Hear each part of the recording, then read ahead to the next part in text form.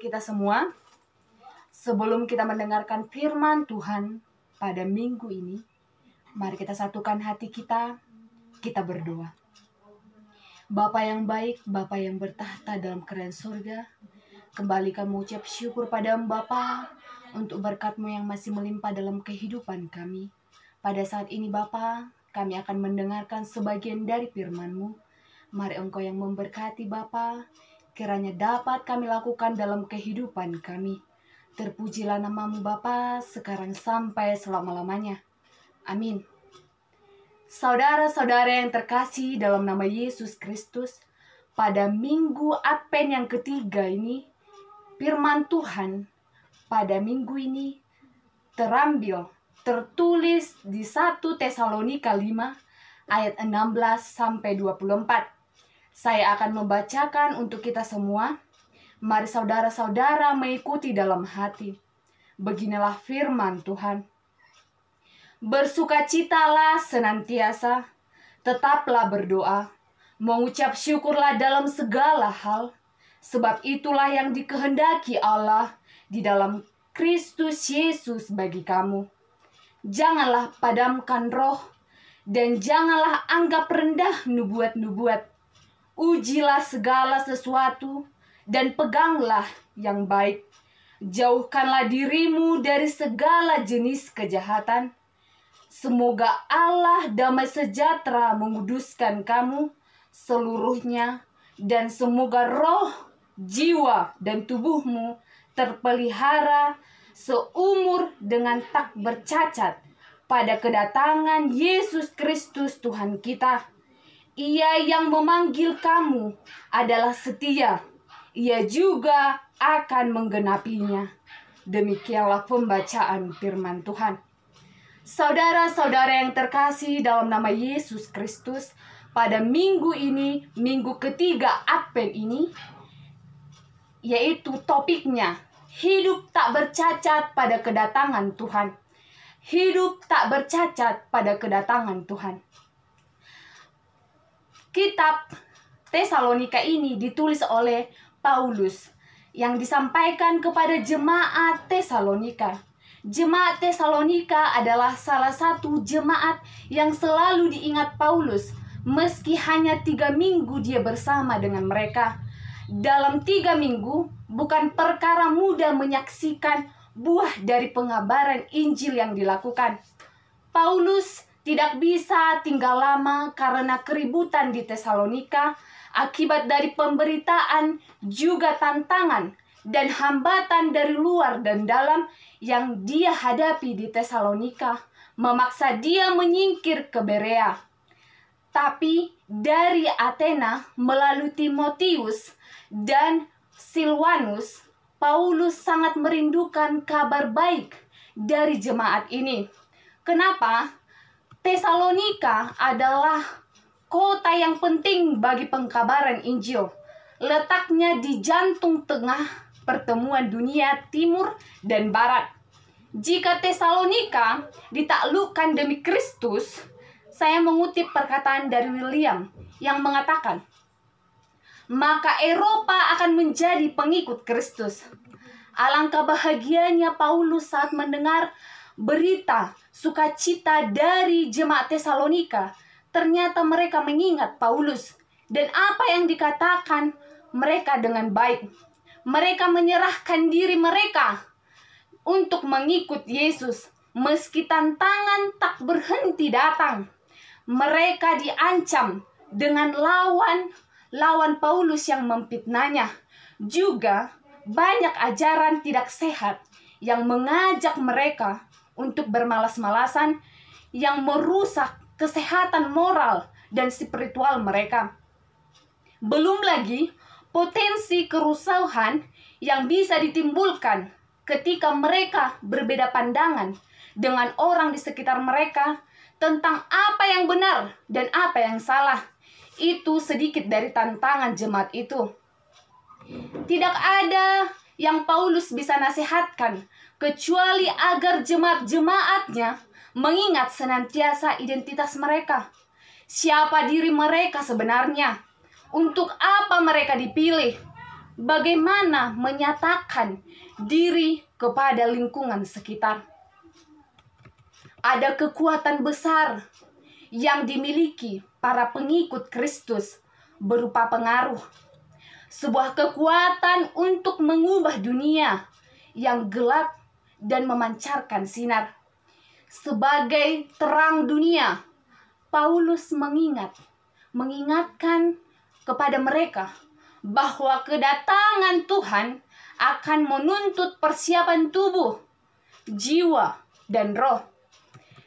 Dan 3 perbuatan beriman ini adalah hal-hal yang akan membantu mereka mempersiapkan diri mereka untuk menyambut Tuhan.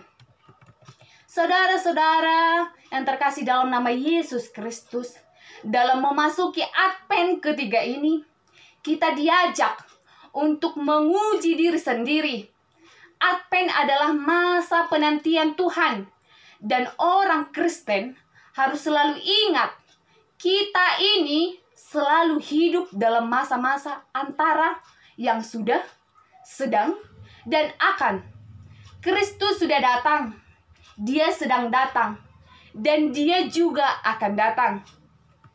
Karena itu, Paulus selalu mengingatkan kita akan nasihat Yesus, berjaga-jagalah dan berdoalah.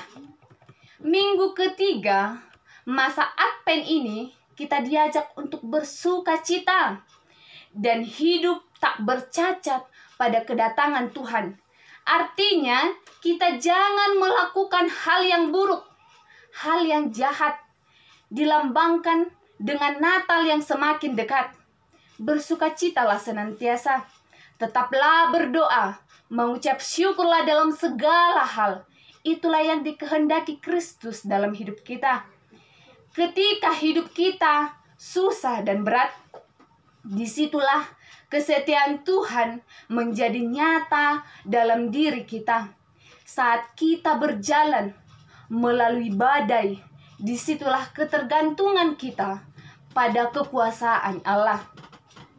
Saudara-saudiri yang terkasih dalam nama Yesus Kristus, seberat apapun duka cita kita, kita diajar untuk selalu kondisi sukacita. Jangan duka cita.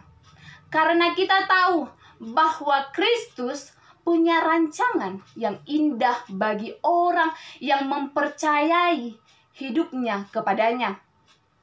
Kita diajar untuk membiasakan diri dalam berdoa, menaati firman Allah, tetap bersemangat, menjauhkan diri dari kejahatan, mematikan dosa, tunduk kepada disiplin Allah, tetap taat dan setia. Dalam Advent ketiga ini ternyata bukan pakaian baru yang mesti kita siapkan, bukan kue nastar yang mesti kita pikirkan sedalam-dalamnya, bukan tiket pesawat liburan yang mesti jadi kegiatan Natal kita, melainkan merayakan Advent itu sendiri adalah mempersiapkan hidup yang tak bercacat pada kedatangan Tuhan. Ada beberapa langkah agar kita tetap hidup tak bercacat dalam kedatangannya, yaitu yang pertama, kita merenungkan hidup kita dalam doa. Sejauh mana kita berdoa? Apakah kita merasa begitu sibuk dengan lupa berdoa? Atau mudah gelisah ketika seseorang berdoa lama? Apa perut lapar kita bisa kita tahan ketika seseorang berdoa mengajak bersyukur untuk makanan itu? Apakah kita bisa menahan kaki kita untuk bisa sejenak diam dan tenang menikmati dosa? Atau tentu tidak. Seharusnya jangan seperti itu.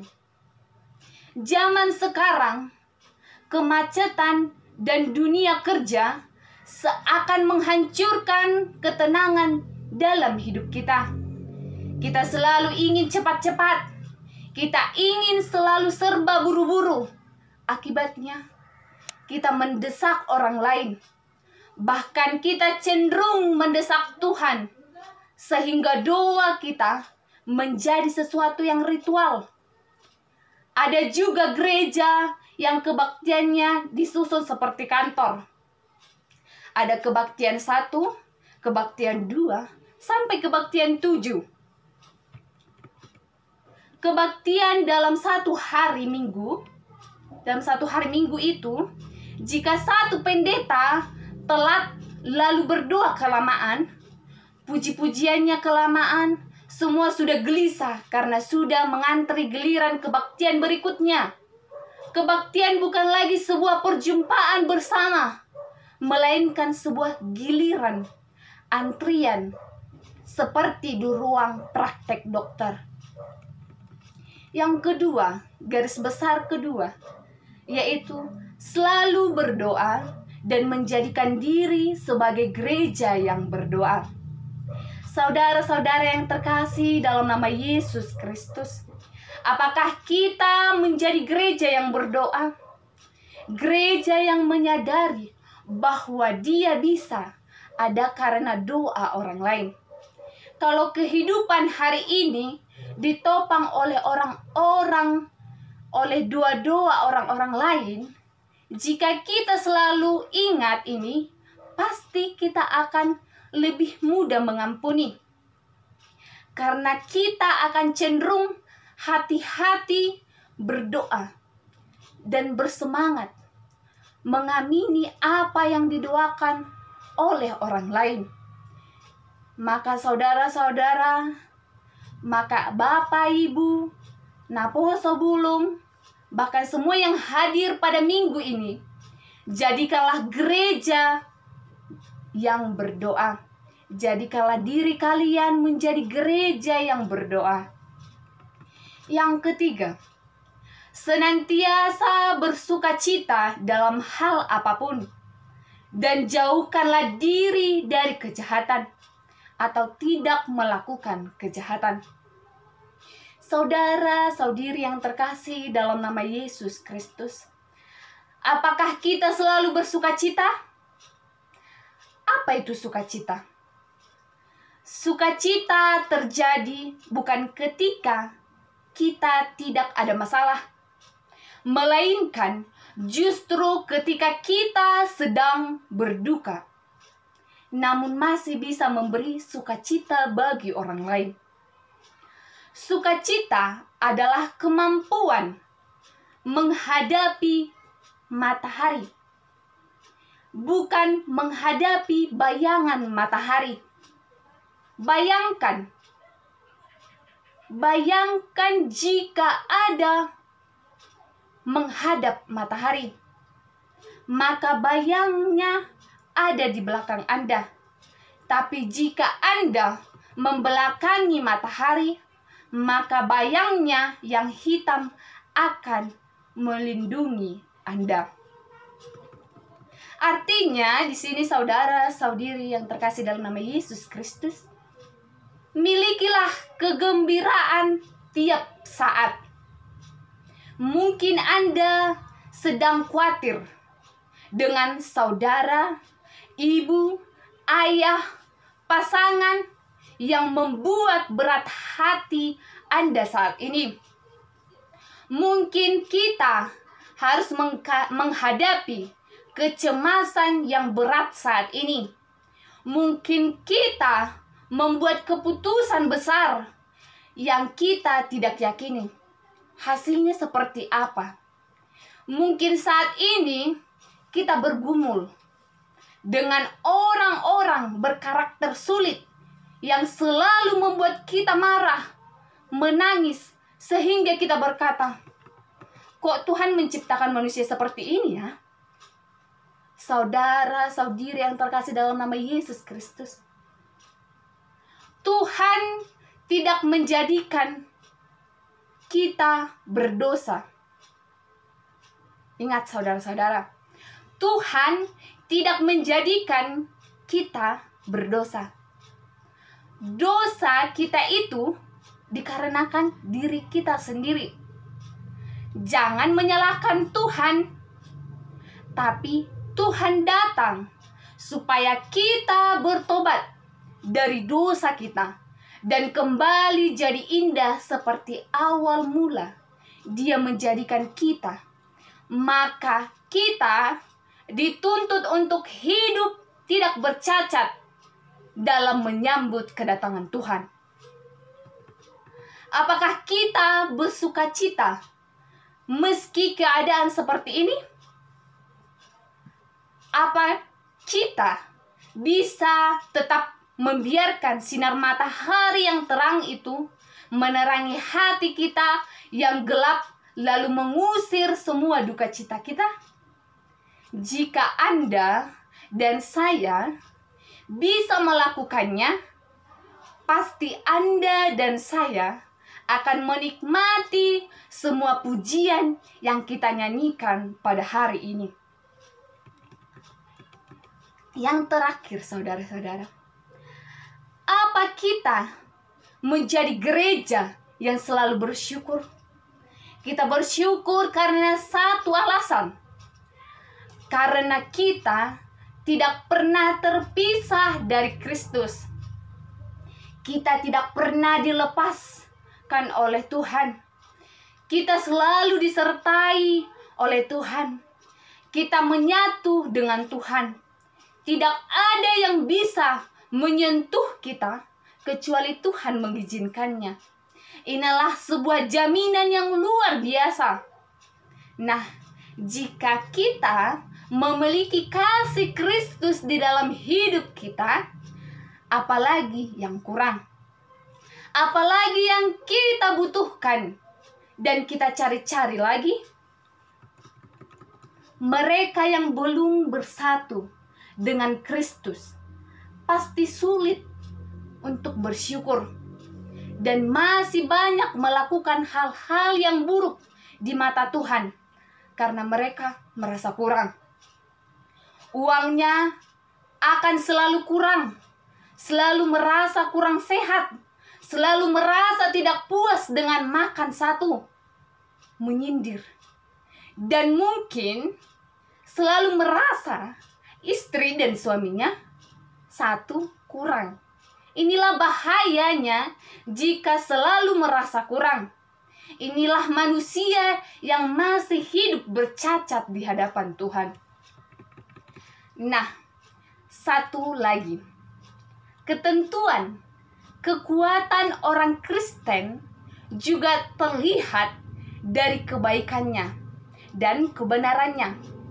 Orang Kristen selalu dipanggil menjadi orang yang baik, yang selalu menguji hal-hal apa yang baik atau tidak, lalu memilih apa yang baik dibandingkan yang jahat.